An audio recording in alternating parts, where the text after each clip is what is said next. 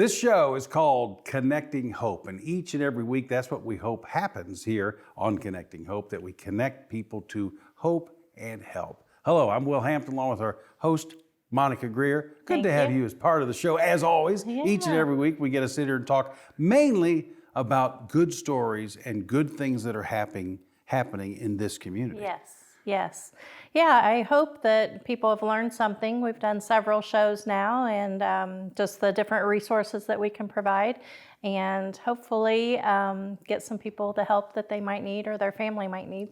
But sometimes the worst happens, an overdose, and someone dies. Yeah. And that's the worst news we have to talk about sometimes. Yeah, devastating for the family and friends of those that they've lost. And if there's anybody struggling, we do have help, and we want them to get connected with us if they do need us. Unfortunately, the guy that sees the people who don't make it is our coroner in Hamilton County, John CHALFIN, and I had a chance to talk to him just about the epidemic of drugs in our county and beyond. What we see is a mixture of 3 or 4, sometimes even 5 drugs. Fentanyl is very deadly. And we're starting to see fentanyl that's been adulterated with the chemicals that are used to manufacture it. There'll be an incident, and when we interview, we get names of the people that are present. And very frequently, it's not long before we see some of those names appear as a death. So they tend to run in groups. They tend to be repeat offenders, and that doesn't do anything for their longevity. In 2014, we had 18 deaths, and by 2018, it peaked at 40. Last year, we had 29.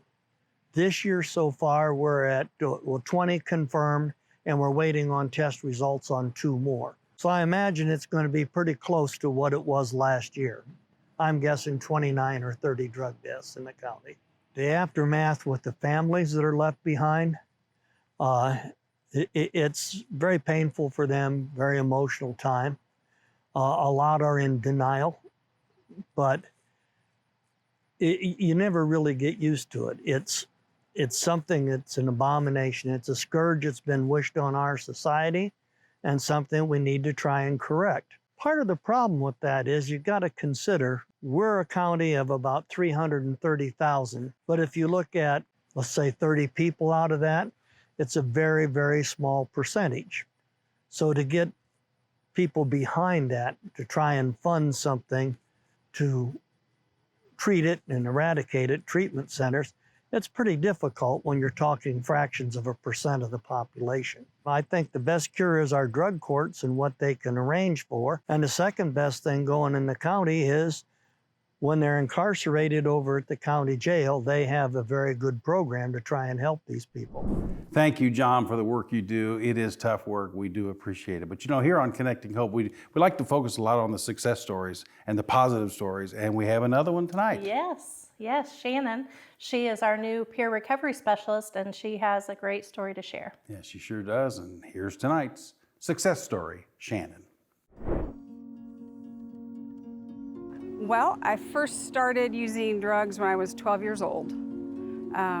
It was on the school bus, and a friend of mine had some speed stimulants that she'd gotten from her mom, and I'd never tried anything before. I was in 6th grade, and I was like, oh, okay, I'll try this. And so I tried it, and I immediately liked the feeling that it gave me. And then I just started using, whatever else was available for a period of about 4 or 5 years. Until I got put in treatment when I was 16 years old. I was smoking weed every day, drinking alcohol as often as possible. My life started getting progressively worse. I stopped caring about things that were important to me, like time with my family, my grades, particularly by the time, like the end of my using time. Like I remember the second semester of my sophomore year, I had like 11 Fs peppered throughout my whole report card. I wasn't focusing on any learning at all. I felt uncomfortable in my own skin. I just quit caring about things that used to be important to me. And I started getting in trouble by doing some of the things I was doing, and I was lying. And my parents started to become aware something wasn't right. And like so many people that we have on our success stories, she's now is dedicating her life to helping other people. Yes, yes. It's very rewarding and encouraging, and the strength that she has to do that is amazing. So we're very grateful. She works with Aspire. Yes. They're our sponsor on this show. Yeah. I keep hearing more and more great stories from Aspire. Yeah, yeah. So many different things that they're doing. They're being very innovative with their services and everything that they're providing. So very lucky to have them here in the community. We're going to hear part 2 of Shannon's story coming up, but right now we're going to take a break. Thanks for watching Connecting Hope. We'll be back right after this.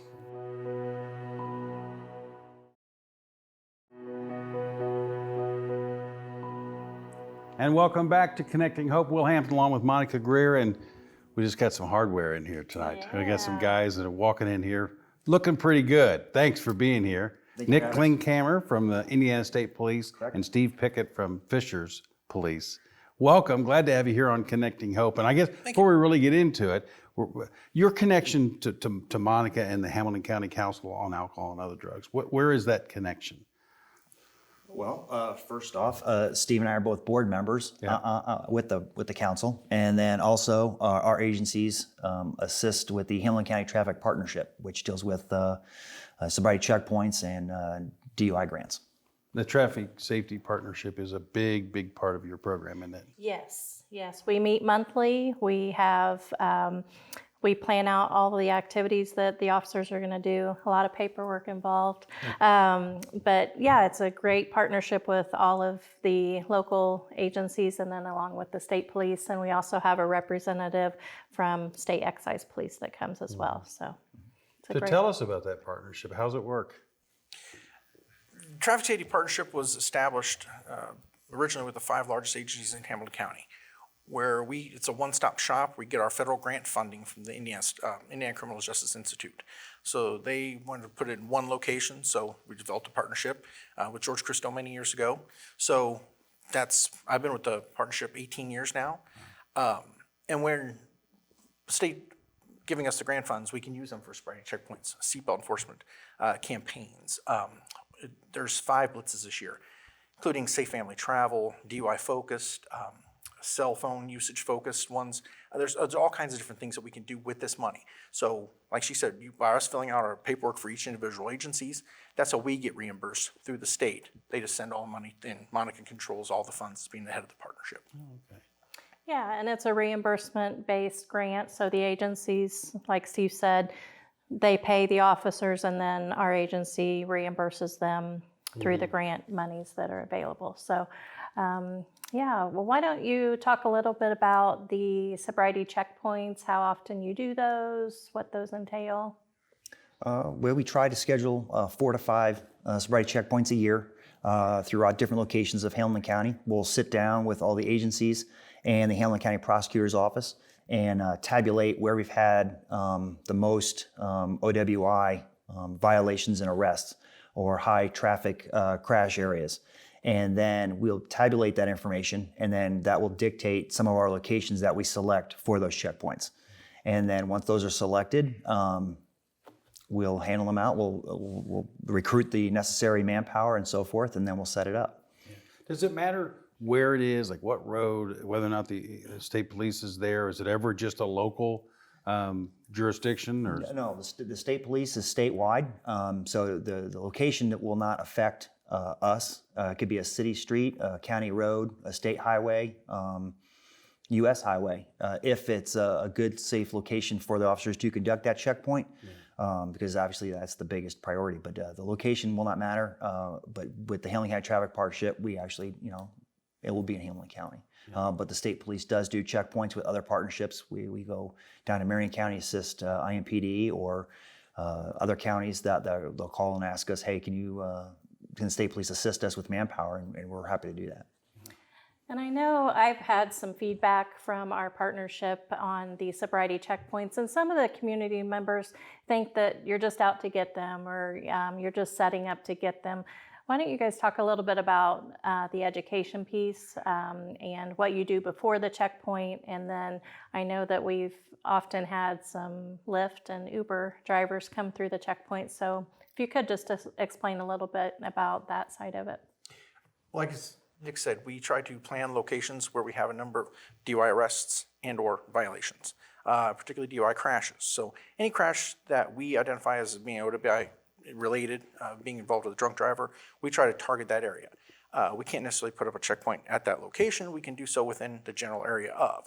So if we have enough officers, we can do saturation patrols in the area as well as the checkpoint. We try to target our checkpoints to an area where we can actually pull cars over. So we're often limited in places where we have a big enough lot to do it in. Aside from that, we set up a checkpoint based on the Gershofer ruling. So the Indiana Supreme Court, we have to do previous publication that we're doing a checkpoint. We have to give the drivers at the night of the checkpoint an out. So we have to give them a way to pull off before they reach the checkpoint.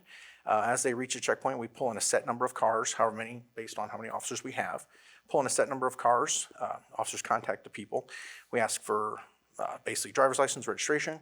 We look at them for clues of intoxicated motorists or intoxicated driving. See how they speak, what we smell in the car, what we see in the car. Oftentimes, if we do checkpoints around a concert night at the music center, there's a car full of people that are highly intoxicated, but the driver's good and sober. So we like to see that. And there again, we send them on, designated driver. And if we see a Lyft driver or an Uber driver, great. We'd rather see those drivers coming to the checkpoint rather than an intoxicated driver. Exactly. Because that means our presence, our message is getting out and it's being received positively. They're like, listen, I know they're doing checkpoints. I know they're out there doing enforcement. And if I get stopped, I don't want to get arrested. It's just so much easier and more logical and safer for me to contact Uber or Lyft or any other driving service and get right home that way. You guys were saying there was, how people should approach the checkpoint. Some of them are pretty nervous about. Maybe they had a glass of wine 6 hours ago or the day before, and they're like wondering what to do. And for the majority of the motoring public, they've only seen a checkpoint on TV or they've heard an experience or on a Facebook or social media and so forth. So when they finally come into one for themselves, they're maybe confused on how to pull into the checkpoint, or they're, like you said, they're nervous about that one glass of wine they had at dinner 4, 5, 6 hours ago. Mm-hmm. And we understand their nervousness, and we try to make that as a smooth transition as possible. And if everything goes smoothly, and like Officer Pickett said, there's no indicators of intoxicated driving, your time in the checkpoint will be under 2 minutes, and you'll be on your way. So that's at the high end of time. It's probably going to be far less than that. So the inconvenience of going through a checkpoint or your nervousness will be over by a snap of a finger. We're just going to get that basic information, look for those clues, determine whether or not we need to conduct a further investigation, or we're going to release you back on your way. It's very simple. But if you see it, you approach it, and you flip around and go the other way, what's going to happen to you? Depends.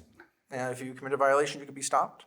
They're investigated that way. Right. Yeah. There's no penalty for turning around on a checkpoint just because you avoidance at checkpoint. There's no violation. But if you commit a violation in doing that through the normal traffic code, you can be stopped for that. Yeah. But you will not be stopped specifically for avoiding the checkpoint. Yeah, interesting. Mm-hmm. Well, thank you guys so much for being on.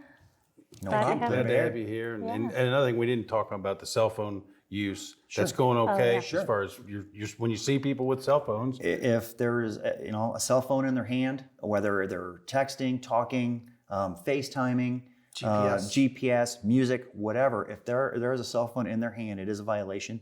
I can tell you that while the vehicle is moving, that's correct. I can tell you that the state police and the Fishers Police Department are stopping, citing for those violations, and as well as educating.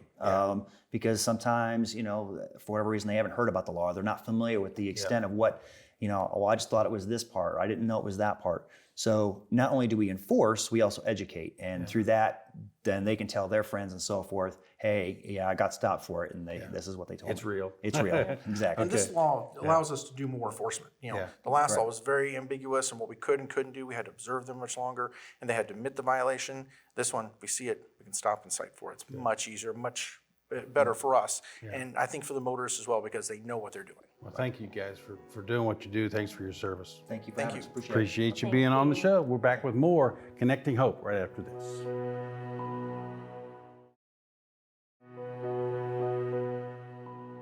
So my name is Jim Ginder, and I'm with Hamilton County Health Department. I'm the health education specialist at our office. What I'm going to do today is to show you how to deal with somebody who possibly overdosed on an opiate. So what we're going to do before we do anything is we need to make sure that the scene is safe, because I do not want to become that victim. So we have our mannequin here, so he's unresponsive. So first of all, I'm going to make sure the scene is safe. Then I'm going to come up and shake and shout, hey, are you okay? You're okay. He's unresponsive. I'm going to pull out my cell phone and call 911, or have somebody with me call 911. Then I'm going to put my head down by his mouth and nose, then also on his chest. And what you're doing is you are listening and you're feeling. So you don't hear anything and you don't feel the rise and fall of the chest. So you're going to take your Narcan or naloxone. I'm going to open it up. What you're going to do is you're going to take it out of the package, stick it in one of his nostrils, put it in as far as you can, push the button until the button is all the way flat with the device. Then what you're going to do is you need to flip them over. And the reason why you need to flip them over, there's a pretty good chance that they're going to start to vomit after that Narcan starts to work. It takes about 2 minutes for Narcan to work. Roll him back over if you don't see him breathing again, and give a second dose as well. Just remember, when you give Narcan, a lot of times the person will vomit. So that's the reason why I flipped him over. And also that the person can be a little combative when you wake them up. But hopefully the police will be there by the time you need to give that second dose of Narcan, or by the time that the individual starts to wake up as well too. Thank you very much for watching how to take care of someone who has possibly overdosed on an opiate.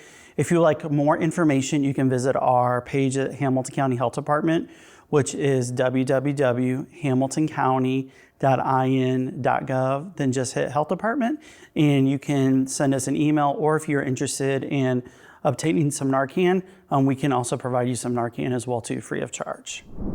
Thank you, Jim Ginder. He does such good work, but he's saving lives. We say it every week, but that's true. Yes, he is amazing. We love Jim Ginder. Yep. Yeah. Now we get a chance to hear part 2 of Shannon's story. A very special lady. Yes. I look forward to it. Here it is right now, part 2 of Shannon's story. I was supposed to go to a leadership seminar one weekend at Butler University, and I called Butler and lied to them and told them that my grandfather had died and I wasn't going to be able to go. But I told my parents, hey, I'm going. So they took me to Butler. I spent the whole weekend with my friends, partying it up, not having to worry about, going home. But they called to see how I was doing and found I wasn't there. I was caught. So my parents took me to Fairbanks Hospital in 1986. I listened and I learned a lot. After I left Fairbanks, after having been in treatment there for 7 weeks, I just started putting into action the things they had talked about. I started going to 12-step recovery meetings. I started trying to find new sober friends, but it was definitely challenging because there was not a Hope Academy, or a recovery high school. When I got sober, it was go back to the same stomping ground, and they talk about changing people, places, and things, so I focused on that. I've been clean and sober for 33 years.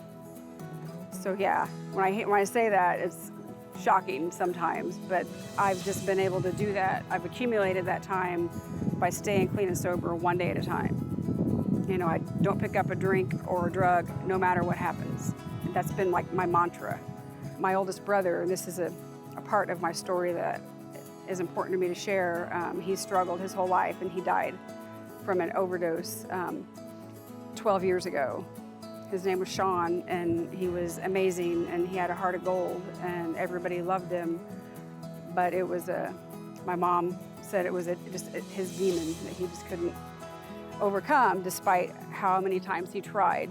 And we went to meetings together and churches and talked a lot.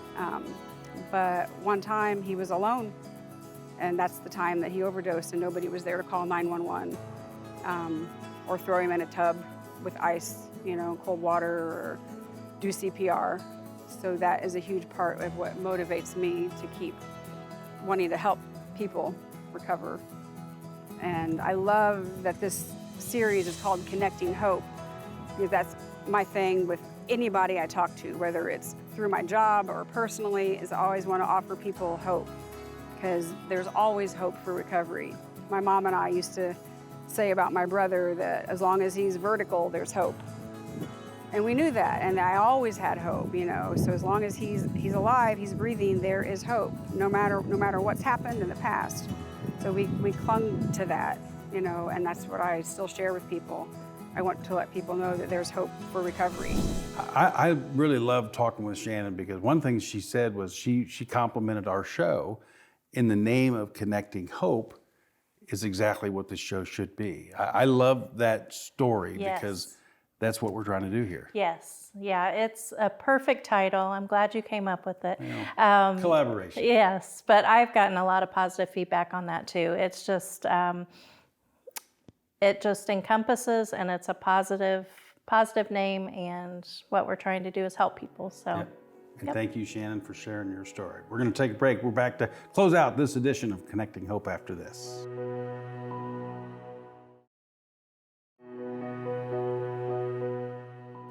Thanks again, everybody, for watching this week's edition of Connecting Hope. I love to have the state police and Fishers Police here earlier in the show. Sobriety checkpoints can be very scary, but I think their advice on how to handle them was good. Oh yeah, it is very intimidating to pull up on all those police cars and everyone in uniform, but the people that go through it, like they said, it's just a couple minutes at the most. Yeah. So, yeah. Well, that's what I think is the key, is they're not there to catch people, but they're there to try to help people maybe stop drinking and driving so that you can do the right things on the road and be Definitely. safe. Yeah.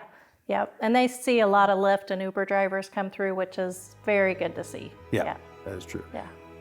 Another great show. Thank you, Monica. Thank you, Will. All right. And thank you for watching Connecting Hope.